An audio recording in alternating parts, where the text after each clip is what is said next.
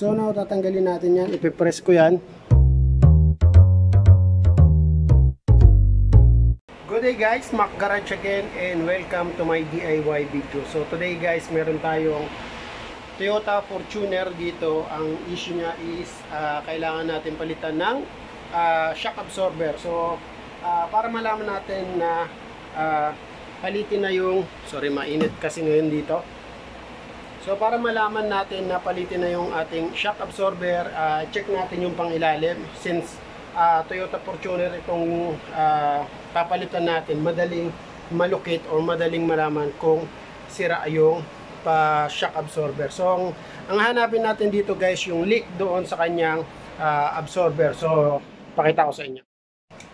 So eto guys yung kanyang ilalim, natanggal ko na yung gulong, ayan. And then i-lift nyo, kailangan nyo ng jack and kailangan nyo ng stand guys. Huwag yung iiwan lang yung jack kasi sobrang delikado pagka bumagsak yan. Anyways, okay, so ito yung kanyang harapan. Okay, dito to sa driver side guys. So ang papalitan ko is apat, kung nakikita nyo yan. Dalawang harap, dalawang likod. Yan, bago yan. So ito guys yung hanapin natin. Yan. So habang nakalagay yung gulong, pwede nyo yan i-check kasi malaki naman yung gulong nito and mataas tong sasakyan na to. I-rotate nyo lang yung gulong left or right, makikita nyo na tong shock absorber. So kung napapansin yan, yan, meron na siyang bahid ng leak. Dapat yan walang langis kayong may kita dito sa may parts na to. So ito yung shock absorber nya guys.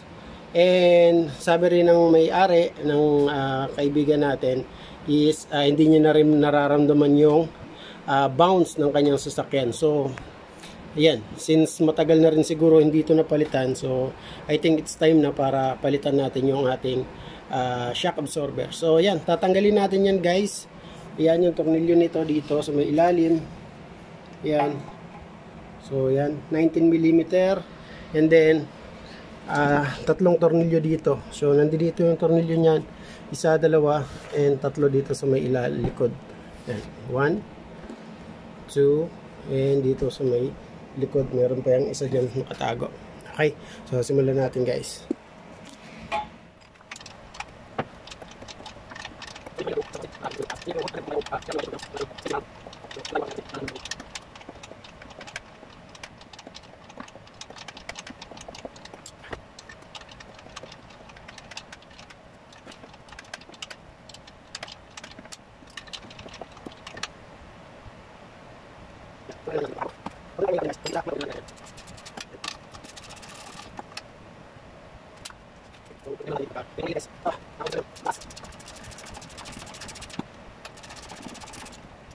Yan, so natanggalin natin yung tatlong how. Gagawin natin.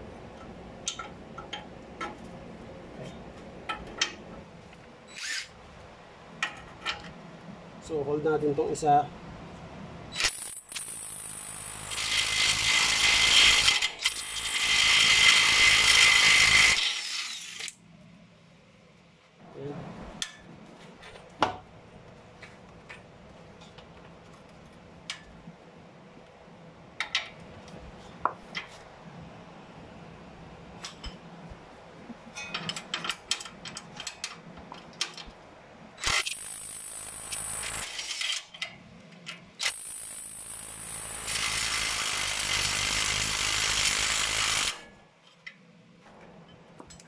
So ayan, natanggal na natin dyan.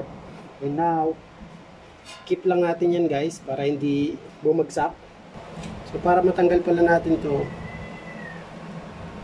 shoutout sa pusa. Ayan. Para matanggal pala natin to guys, kailangan din natin tanggalin tong bolt joint dito sa may lower control arm. Ayan. Tanya yan. Ito. Dalawang tornilyo guys. Ayan. So tataas na to, yan, lalabas na, and then pwede nyo na itong ibaba para matakpong shock.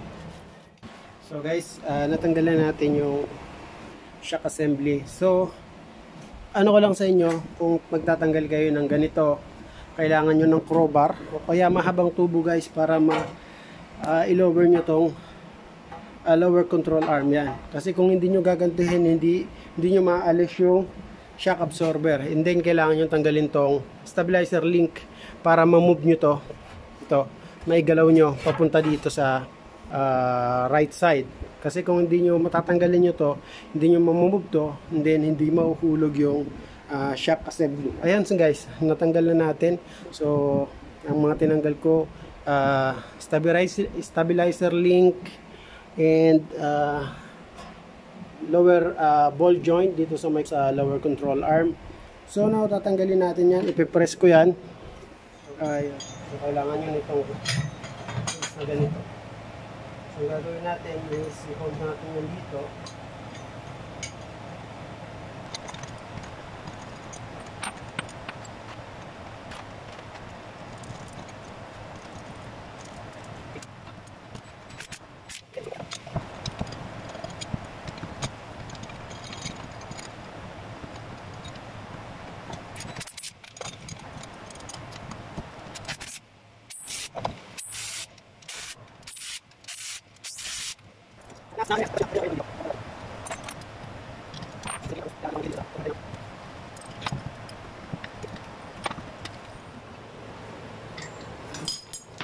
Sobrang init.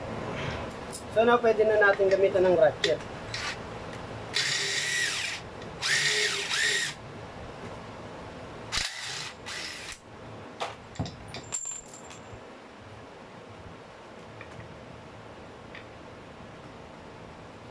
So pag magtatanggal kayo guys nito, make sure nyo na tanggalin nyo ng dahan-dahan para maibalik nyo. Especially kung first time kayong nagtanggal nito, magandang balik nyo na kung ano yung tinanggal nyo. So yan, tandaan natin yan. Yan muna natin yan dyan.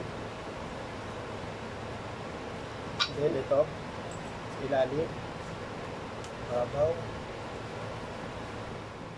So pag bumili kayo nito guys, walang naka-indicate kung left or right to. So pwede siya sa pang left and right. So yan, kabit natin. So kung nakikita nyo guys, kinabit ko na lang yung kasamang bago. Kasi pag nilagay ko yung luma, naalog siya. So I think, kasi itong design nito, para dito talaga siya eh. Saktong-sakto eh. Yan. Naglalak siya. Pero itong bagong shock na nabili ng may-ari ng Fortuner, may kasama ng ganito pero iba siya. Pero so, gagawin natin, ilalak natin to. Yan. Para hindi pasukin siya ng alikabok. Nagpe-play naman yan kaya mas maganda to kaysa doon sa kabila. Kasi ito, pwedeng pasukin pa rin ng alikabok. Ito hindi. Talagang secure na secure siya. So, meron siyang kasamang rubber. So, gagamitin natin since sira na rin. Okay pa naman to pero since may kasama na, gamitin na natin. So, pasok na natin yung shock guys. Ito sa kanyang spring. Huwag nyo kakalimutan to ha. Yeah. Kaya sabi ko sa inyo kaganina, pagka pinasok nyo, pagka tinanggal nyo, dapat, alam nyo, pag tinanggal nyo yung isang assembly nito, daan-daan nyo para may balik nyo kung saan siya nakalagay.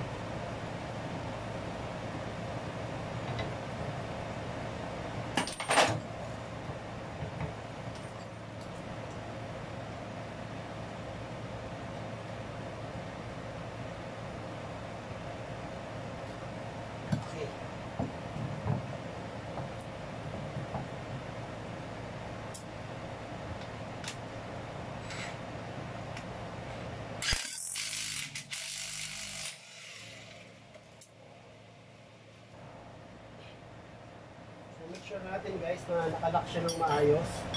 Gamitan natin siya ulit ng ganito.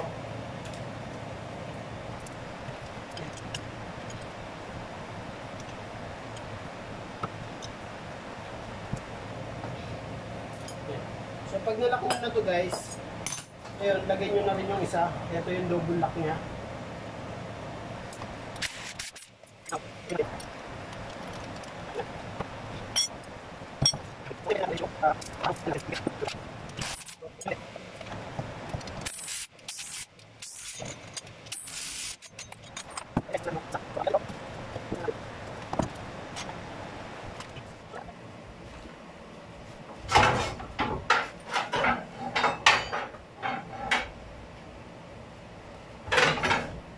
Dulas.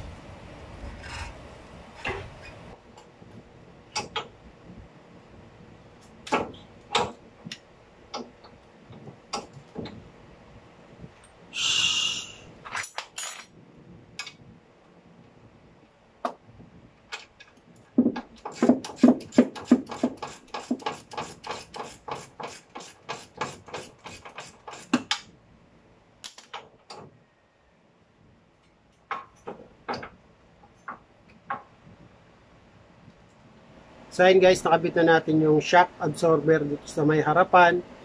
So hindi ko na sa inyo papakita lahat kasi medyo mabigat yung trabahong to para makapag-concentrate naman ako sa pagkabit.